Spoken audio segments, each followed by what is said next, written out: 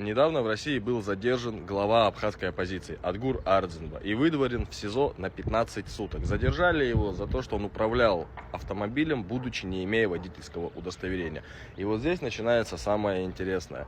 Бадра Гумба потребовал от российской стороны, чтобы его освободили. И да, он добился освобождения своего главного критика. И здесь уже начинаются довольно интересные разговоры.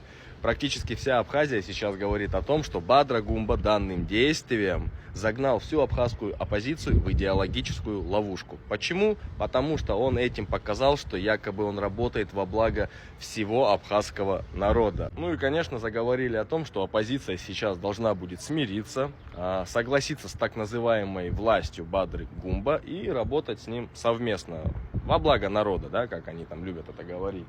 Но давайте будем немножко смотреть прямо. Лично я думаю, что Бадра Гумба до этого бы никогда сам не додумался. Сделать такой ход конем, ну, здесь надо быть немножко умным. Я думаю, что ему подсказал. А подсказал ему его первый куратор. Кто? Сергей Кириенко. Конечно, это все было сделано для того, чтобы усмирить оппозицию, чтобы она согласилась с так называемой новой властью, перестала критиковать Бадра Гумба.